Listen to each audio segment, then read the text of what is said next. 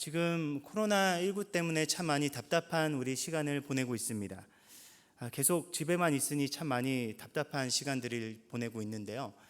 특별히 이번 코로나19를 맞이해서 지나가는 시간 속에서 참 어머니들의 위대함을 느꼈던 것 같습니다. 저희 집 같은 경우만 해도 벌써 아들만 둘이 있으니까요. 집에서 얼마나 나가지도 않고 집에만 있으니 얼마나 먹어대는지요. 진짜 이 음식을 조달하고 하는 게 이게 보통 일이 아니더라고요. 그래서 이제 집에만 있으니까 이제 애들이 더 답답하니까 밥뿐만이 아니라 간식을 더 많이 찾아서 이 간식을 계속해서 주는 게 이제 힘들다 보니까 인터넷에서 보니까 싸게 팔더라고요. 아이스크림 이런 거 막 굉장히 이렇게 싸게 많이 팔아가지고 그거를 사다가 아이들에게 좀 풀었습니다. 그런데 이 아이들이 평상시 없으면 안 찾는데 이제 있으니까 이거를 찾는 거예요. 근데 저희 집에 이제 둘째가 있거든요. 제 둘째는 참 달달한 거를 좋아합니다. 밥보다 젤리를 더 좋아하고요. 물보다 주스 같은 거를 더 좋아하는 아이니까 저희 둘째 아들의 간절한 소원이 있는데 그 아이의 소원이 뭐냐면 하루에 2개 이상씩 아이스크림 먹는 겁니다. 하루에 하나로 딱 제한을 시켰거든요. 더 이상 못 먹게. 근데 이제 그러다 보니까 제발 좀 원 없이 아이스크림을 실컷 먹어보는 게 그 아이의 간절한 바람입니다. 근데 아이스크림을 찾고 있는 이 둘째 아들의 모습을 보니까요, 이게 아이들이 원한다고만 해서 다 좋은 것이 아니라는 것을 깨달았어요.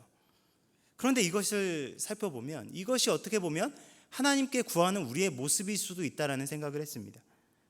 예수님께서는 하늘에 계신 우리 아버지께서 구하는 자에게 좋은 것을 주신다고 약속하셨습니다. 그런데 문제는 여기 있습니다. 구하는 자에게 좋은 것과 주는 자의 좋은 것이 똑같으면 상관이 없는데 다를 수 있다는 데 문제가 있는 것입니다.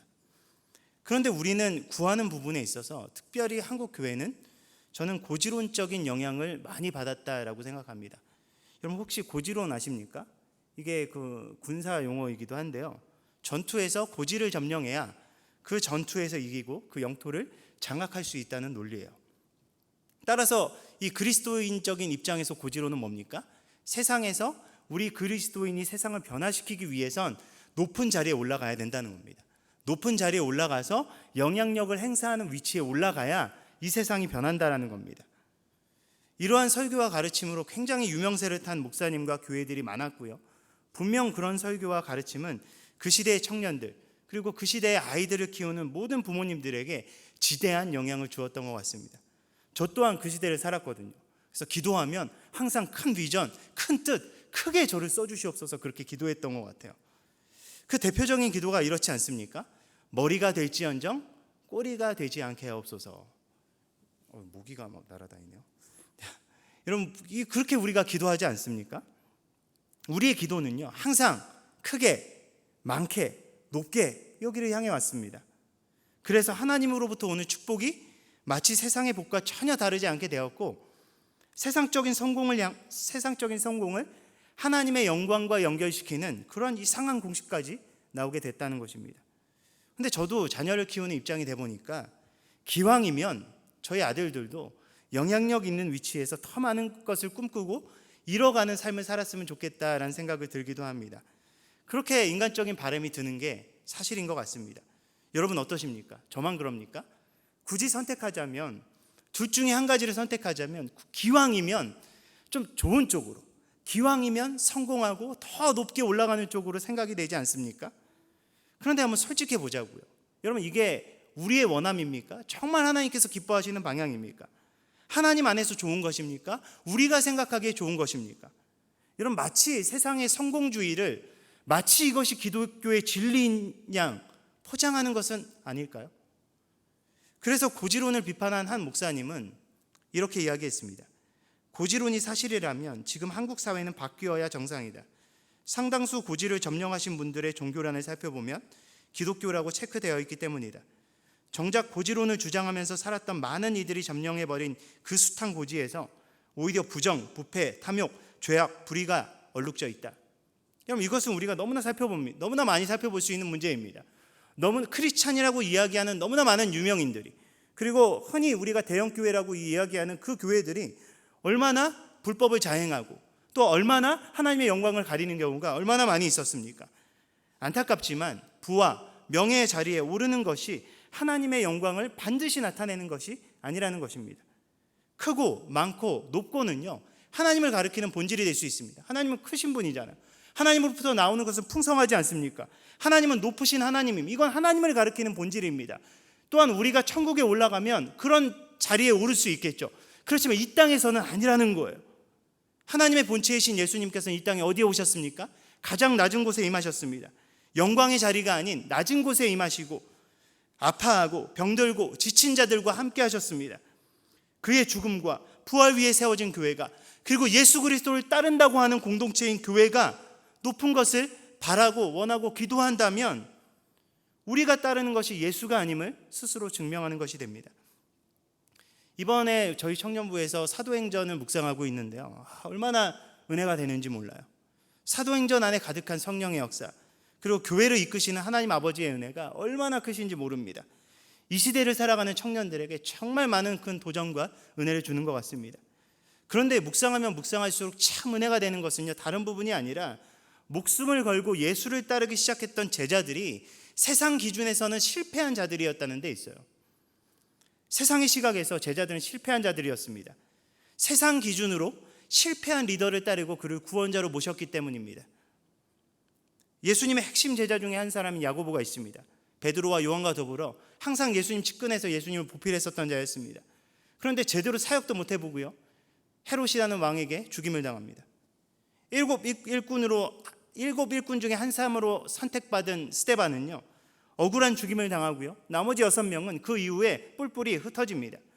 그럼 바울은 어떻습니까? 바울조차 세상에서 잘 나갈 수 있는 모든 커리어와 조건들 다 내던지고 실패자인 것처럼 보이는 그 리더인 예수를 쫓지 않습니까? 여러분, 예수님을 따르던 대부분의 사람들이 죽음과 핍박과 어려움을 마주했습니다. 이들의 인생이 실패한 인생입니까? 이들의 삶은 세상의 기준으로는 실패한 것처럼 보입니다. 세상 사람들은 그래서 참 어떻게 저렇게 살 수 있나, 어떻게 저렇게 낭비하며 살 수 있나라고 이야기할 수 있지만, 우리가 믿음의 눈으로 그들의 삶을 바라볼 때 우리 마음 가운데 뭉클한 마음이 드는 이유가 무엇입니까? 우리가 그들처럼 살지 못해도 감동과 거룩한 부담감으로 우리에게 도전이 되는 이유가 무엇입니까? 바로 그 삶이 하나님께서 기뻐하시는 삶이고, 바로 이것이 예수님의 삶을 통해서 전수된 진정한 제자의 삶임을 우리 또한 알고 있기 때문 아닙니까?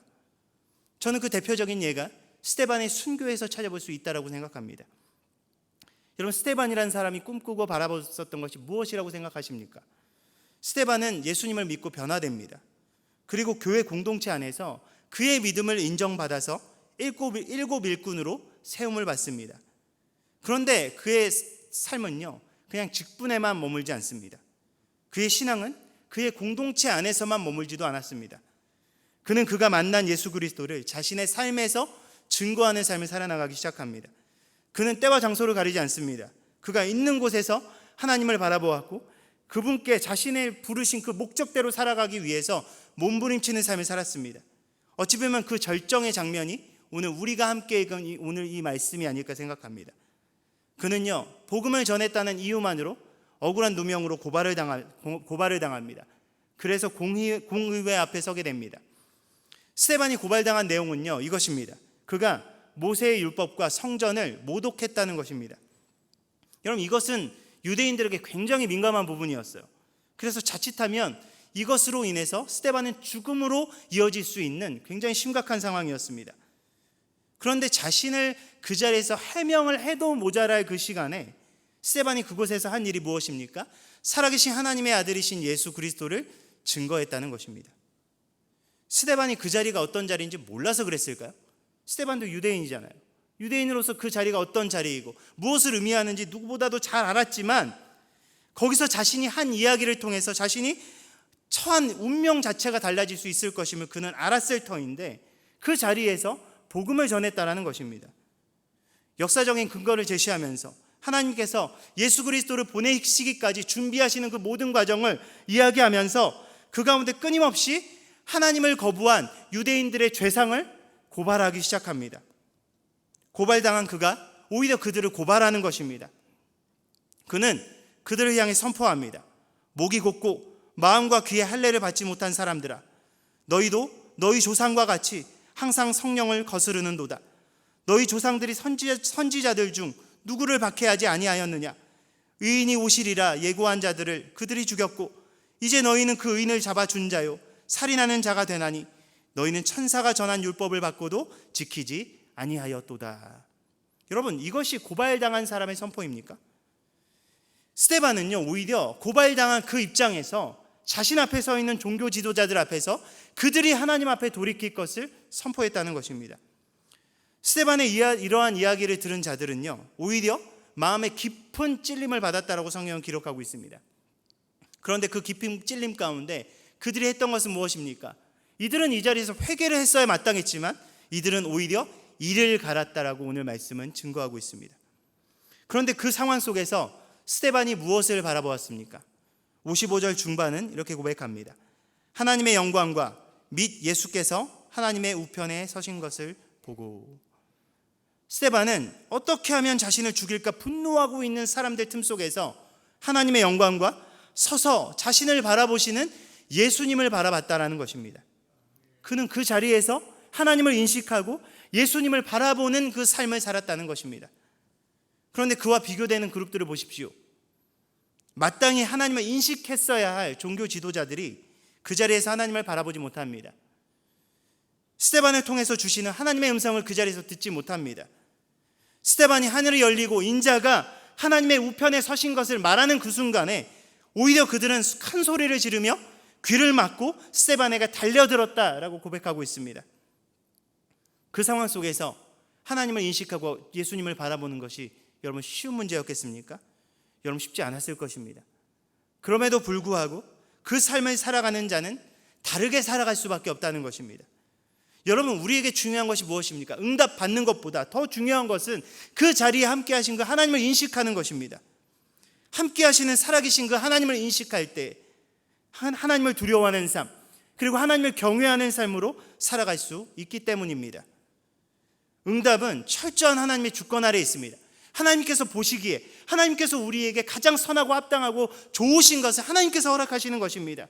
우리가 해야 될 것은요, 우리에게 주어진 것을 우리의 기준으로 평가하는 것이 아니라 그것을 허락하신 분이 누구인지 분명히 알고 그 앞에 올바로 서서 그 부르심 앞에 순종하는 것입니다. 여러분, 스데반은 여러분 그 삶을 살았습니다. 자신 앞에 서 있는 공회원들을 두려워하지 않았습니다. 그 상황 속에서 자신에게 이득을 줄 수 있는 말이 아니라 자신이 반드시 해야 될 말을 했습니다. 그의 시선은 사람들에게 머물지 않고 하나님께 머물렀습니다. 그의 간절한 바람은 이 땅을 향하지 않고 오히려 하늘을 향했다는 것입니다. 그런 그에게 하나님께서 주신 선물이 무엇이었습니까? 바로 성령 충만이었습니다. 55절에 그가 그런 삶을 살 수 있었던 비결을 보여줍니다. 그것이 무엇이냐? 바로 이렇게 이야기합니다. 스데반이 성령 충만하여 라고 기록하고 있습니다. 사도행전에 스데반을 설명하는 부분이 너무나 은혜롭습니다. 한결같이 이렇게 고백합니다.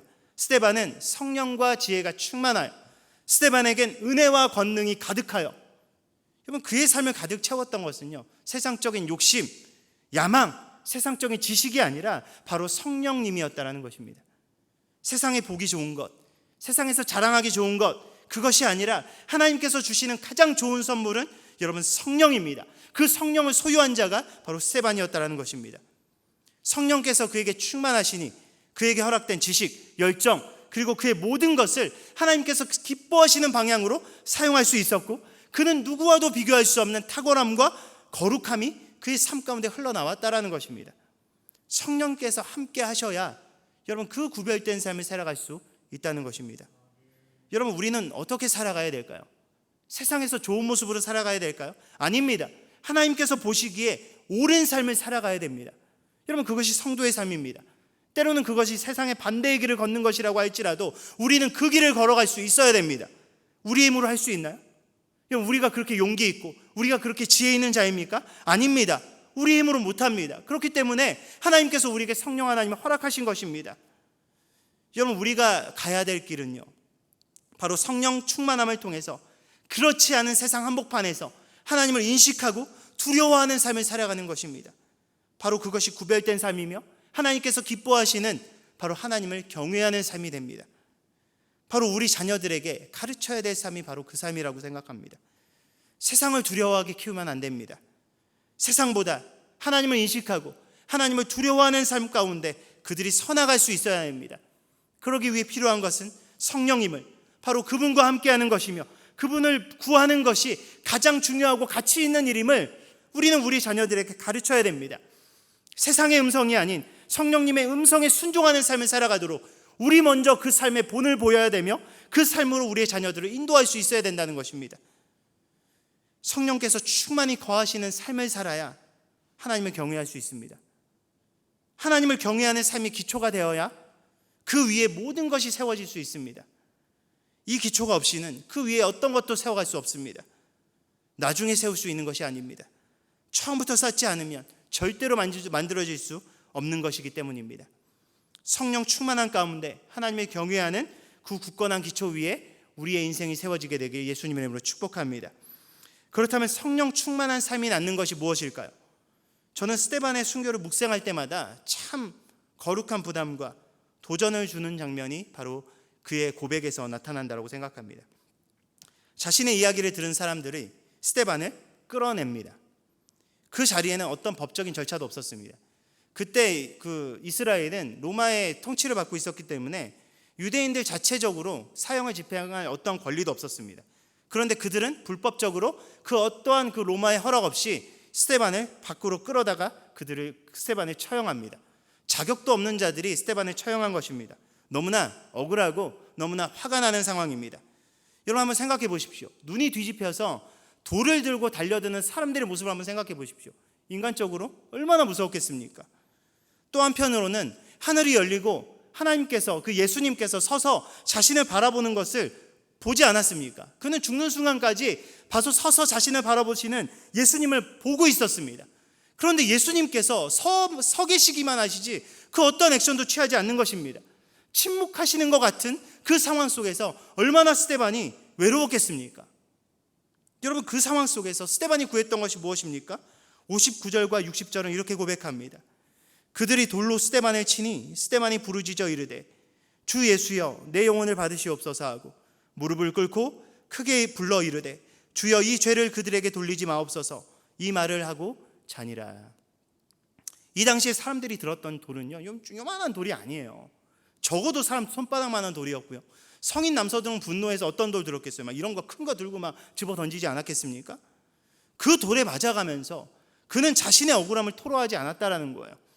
침묵하시는 것 같은 주님께 자신의 영혼을 받아주실 것을 고백하고 또한 자신은 무식하게 돌로 쳐 죽이는 그 사람들을 용서해 주실 것을 구했다라는 것입니다. 톰 라이트라는 분은 이 부분을 이렇게 해석했어요.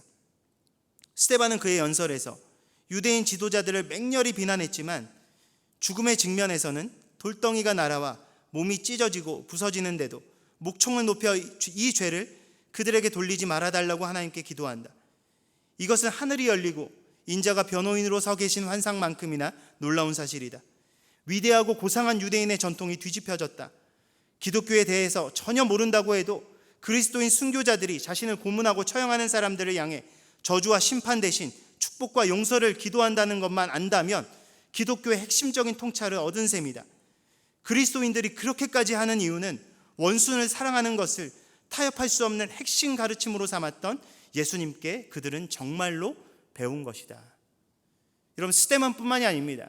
기독교의 역사 가운데 수많은 박해와 처형 가운데 죽어갔던 성도들은요 억울함이 아닌 용서와 축복으로 주님께 다시 돌아갔습니다. 왜요? 그들이 받은 것이 용서와 사랑이기 때문에 그들의 삶을 통해 흘려보내주고 남길 수 있는 것이 바로 용서와 사랑이었기 때문입니다. 여러분 기독교는요 악을 악으로 갚는 종교가 기독교가 아닙니다. 기독교인은요 악에게 정복당하는 삶이 아닙니다. 여러분 사도 바울은 이렇게 이야기했습니다. 악에게 지지 말고 선으로 악을 이기라 라고 선포했습니다. 여러분 여기서 지지 말라라는 말은 정복당하지 말라는 이야기입니다. 기독교인은 악에게 정복당하는 삶이 아니라 설령 그것이 악이라고 할지라도 선으로 그것을 정복해야 된다는 것입니다. 무엇으로요? 바로 예수 그리스도께서 우리에게 주신 가장 최고의 선인 예수 그리스도의 사랑과 은혜로 말입니다. 여러분 저는 코로나19로 인해서 참 안타까웠던 부분이 바로 이 부분이었던 것 같습니다. 물론 교회가 참 많이 억울하고 속상하죠. 많이 힘들었었죠. 이렇게까지 할 필요가 있나라고 답답하기까지 했습니다. 그러나 우리는 정부나 세상이 그런다고 해서 우리는 똑같이 악으로 맞서 싸우면 안 됩니다. 원래 십자가가 그런 겁니다. 여러분, 십자가는 뭡니까? 십자가 자체가 억울하고 속상하고 답답한 게 십자가입니다. 그래서 십자가인 거예요. 주님께서는 우리에게 칼로 들고 싸우라고 명령하지 않으셨습니다. 오히려 칼을 쓰는 자는 칼로 망할 것임을 예수님께서 말씀하셨습니다. 오히려 제자라면 자신을 부인하고 자기의 십자가를 지라라고 말씀하셨습니다. 제자의 본질적인 삶이 억울하고 속상하고 그런 것들이 따라온다라는 것입니다. 그럼에도 불구하고 십자가로 변화된 그리스도인들은 그 본질적인 그 사랑과 용서를 행할 책임과 의무가 있다라는 것입니다. 왜요? 우리는 모든 것의 답이신 예수 그리스도를 만나고 그분을 주님으로 모신 자들이기 때문입니다. 여러분, 왜 스데반이 이렇게까지 했을까요? 스데반이 왜 이렇게 어려운 삶을 살았을까요? 그는 이미 답을 가졌기 때문이었습니다. 여러분, 스데반처럼 우리도 답을 가진 자들입니다. 여러분, 세상 사람들은요, 답을 모릅니다. 답을 몰라서 자꾸 엉뚱한 오답에 자꾸 답을 찍습니다. 세상 사람들은 인생에 대한 답을 몰라서 엉뚱한 오답을 찍어요. 이게 답인 것처럼 자꾸 세상의 것을 집어넣어 봅니다. 여러분, 그런데 그게 답이 아니지 않습니까? 하나님께서는 죽어가는 이 세상을 너무나 불쌍히 여기셔서 그대로 두고 볼 수가 없어서 다른 길, 다른 진리, 다른 것에 생명을 걸고 사는 불쌍한 인간에게 진정한 응답 대신 예수 그리스도, 진정한 길이요 진리요 생명 대신 예수 그리스도를 허락하셨습니다. 여러분, 우리는 그분을 만난 답을 찾은 사람들이 바로 성도와 교회인 것입니다. 여러분, 우리는 이미 가장 중요한 응답, 그 예수 그리스도를 만난 삶이 우리의 삶을 통해 이루어졌습니다. 여러분, 그분이 계신데, 그분이 바로 우리의 선한 목자가 되신데, 여러분, 우리가 무엇이 더 부족합니까? 여러분, 우리에게 무엇이 더 필요합니까? 우리가 주의 길을 걸을 때 주님께서 함께 하시는데, 여러분, 우리가 두려워해야 될 것이 무엇입니까? 여러분, 그걸로는 부족할 것을 아셨는지 구하는 자에게 성령으로 충만해지게 하시고 그 길을 걸을 수 있는 힘과 능력까지 공급하신다는데 우리가 그 길을 걷지 못할 이유가 어디 있겠습니까? 여러분, 이것을 살아가는 삶이 바로 승리이고 그것이 응답이며 그것이 은혜라는 것입니다. 여러분, 답을 가지고 무엇을 위해 살아가야 될지 아는 삶만큼 행복하고 가치 있는 삶이 없습니다. 그렇게 우리에게 가장 좋은 것을 허락하실 그 하나님을 신뢰하고 오직 하나님 앞에서 그를 경외하는 삶을 살아나가는 우리 모두가 되게 축복합니다. 그 삶을 살아나가기 위해 우리와 함께 하시는 성령님으로 충만한 삶을 살아나가시게 되길 축복합니다. 그리하여 우리가 속한 모든 곳에서 예수님께서 이루신 그 사랑과 용서가 우리의 삶을 통해 성취되는 그 아름다운 역사가 바로 우리의 삶을 통해 이루어지는 그 삶을 살아가는 우리 모두가 되길 예수님의 이름으로 간절히 축원합니다. 이 시간 우리 함께 나눈 말씀을